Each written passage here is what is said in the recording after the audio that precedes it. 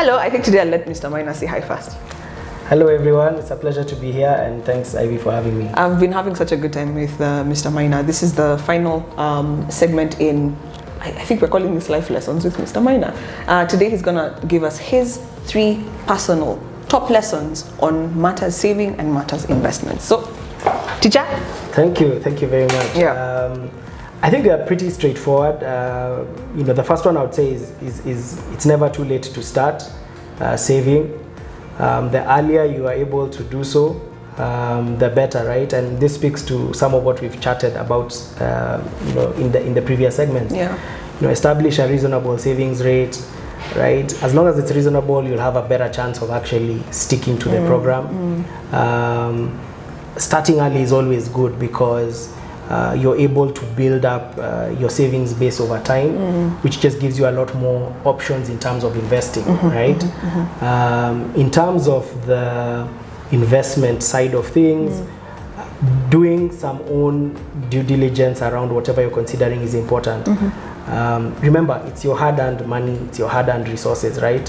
So who better than you to take that ownership in terms of actually just doing a little bit of work and just seeing, is what you're hearing versus what seems to be the reality on the ground consistent, right? Yeah. And that cuts across anything, whether it's real estate, whether it's money market investing. Just put in a bit of time to actually make sure that you're making a choice that you are comfortable with, right? So own the choice. Maybe related to that is, if it sounds too good to be true, it probably is, right? So. And a caveat to that is it's always good to ask, what's the downside as well for some of these investments. It's hardly ever the case that everything is rosy and upward facing, right? So it's good to understand, if it doesn't work out, what does that look like as well? And then I guess the third thing is patience is a virtue when it comes to investing in general.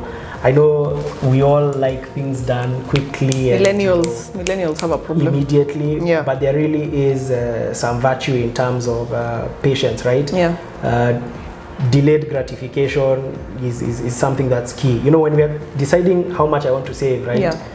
I'm kind of forfeiting consumption. Right? That's true. And consumption is usually a leo, So if we delay some of that gratification and exercise a bit more patience, more often than not, you're able to put more money aside towards your saving, and you'll have more money to invest, right? So patience is also a virtue. We've covered this in terms of like land, when you mentioned how prevalent theme is buy today, sell next month, which is really not what it's about. Remember, you're building a base for your future, right? Or the future of your family, to the extent you'll have one or you already have one.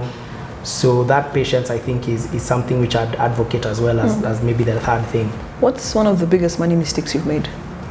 I think for me, the biggest money mistake I made was taking out a loan with a bank, more as a result of peer pressure. The bank was doing a promotion at the base of the building I was working in at that point. My friends in the building took out the loans, and I figured, me, why am I being left behind? But I didn't need the loan, and then I didn't also read the paperwork, the fine details of that loan a bit clearly.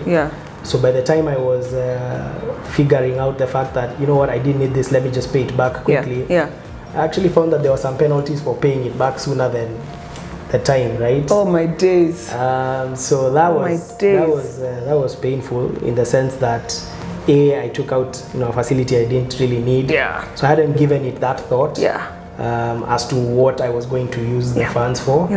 And then B, my due diligence call throughout our sessions has been as a result of that, right? I kind of brushed over the information there. So when I was giving the bank back their money, and the guy is telling me, there's a small thing that if you do, we'll charge you an extra X%. Oh my days. That took a while to compute in my mind. I'm like, guys, you should be happy I'm giving you your money back sooner. But again, these are the things you learn from, and I don't get money you don't need from, take on debt that you don't need, I would say. Read the fine print. And read the fine print. Oh my goodness, wow, fantastic. My final question. I have access to you, luckily. What about people who do not really know how to go about managing their finances and blah, blah, blah? I've been asked severally, where can I get a financial advisor? And not one who's going to push a particular product to me. Someone, just general financial knowledge. Where can I get someone like that? Okay, so, I'll answer it in two parts. Yeah. Again, I just think of where we are right now.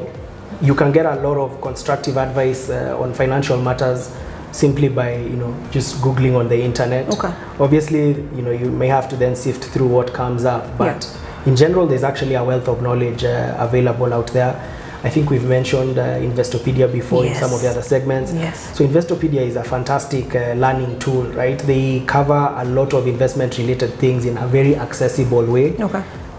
So you don't have to be a finance specialist to understand what they're saying, and it's not a bad place to start. In terms of organizations, I know, for example, if one called the Apollo group in terms of our contact center, call Apollo. Our email, contact, I believe it's contactcenter@apollo.co.ke. I'll just confirm that. Yeah. Again, gives you access to a team who are available to help you think through some of those issues. Yeah. Both on your investment side of your business, but even in terms of things like your life planning. We've gone through COVID, right? COVID has taught us that health is important, right? Whether it's your own personal health, whether it's the health of your family, right? Your health is your wealth. 100%, right? Yeah.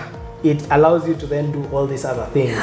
So if you had never really seriously considered things like a health cover, etc., right? Through those kind of contacts, you can get a sense of this is what it is. It's probably one of the things that is be a good investment going forward, because your health is your wealth. I can't put it better than that, right? And if you're in good health, you're then able to be more productive in all these other areas. So yeah, I'd say getting in touch through those numbers should also be available on the Apollo website. Yeah. There's a team that's ready to give you those high-level guidance around what you might be considering. Yeah. And take it from there. The team is super engaging. Yeah. I think it's usually a lovely chat between them and yourselves as well as prospective clients. Yeah. So yeah, I think those are the two ways I'd say, be hungry for the information and just keep learning. It never stops, by the way. Yeah. Is the other thing which I'd say. So just maintain the interest, and keep it going. Parting shot. Stay hungry, maintain the interest, and keep it going. Guys, leave a comment if you enjoyed this video. If you have a question, jot it down. I'll find a way to find James again and Mr. Maina again and ask him the questions that you've asked. If you found this video helpful, share it widely. Until next time, guys, thank you so much for always engaging with me, and we'll catch you next time.